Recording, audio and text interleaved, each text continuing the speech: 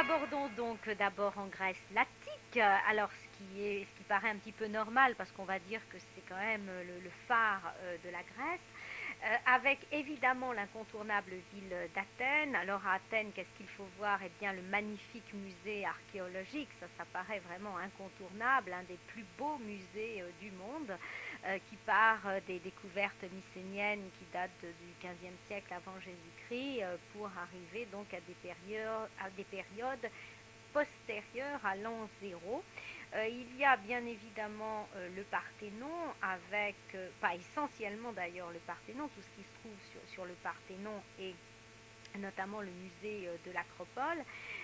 Il y a également toute l'ancienne cité où donc se trouvent les bases en fait de la cité au pied de l'Acropole, et puis également un tas de pièces très intéressantes que l'on a retrouvées sur la vie quotidienne dans la Grèce antique.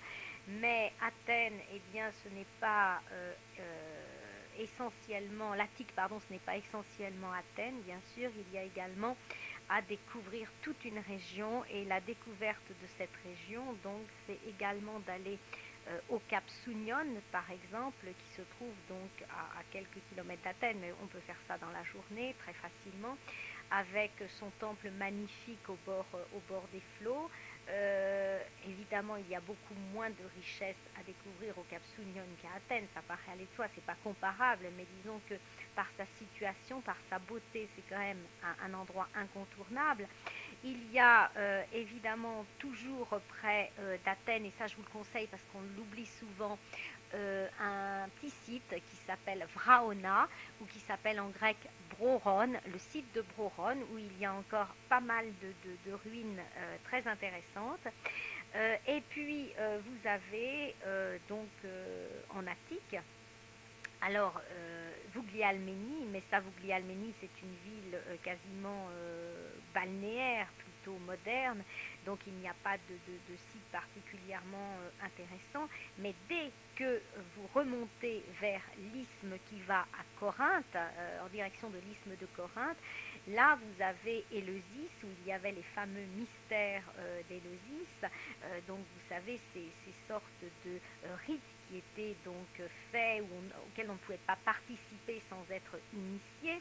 Donc Éleusis, qui est vraiment très intéressant également, non loin du site où s'est déroulée la fameuse bataille de Salamine. Alors en revanche, à Marathon, il ne reste plus grand chose, et c'est bien dommage, mais bon, on peut toujours y aller parce que le site est splendide, on peut toujours y aller, j'allais dire, en pèlerinage, pourquoi pas, enfin en tous les cas en se rappelant justement comment s'est passé donc ces batailles entre les Grecs et les Perses. Et puis il y a quelque chose qui vraiment moi me plaît beaucoup, que je trouve aussi très très très attrayant et qui est finalement peu connu.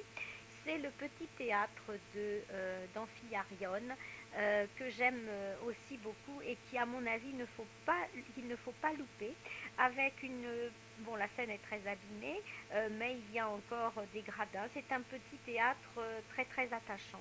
Voilà, donc l'Attique qui est fait également de grottes, si vous aimez, l'Attique qui est fait de bords escarpés découpés vers Vouglialménie, et l'Attique qui est faite également évidemment de richesses archéologiques.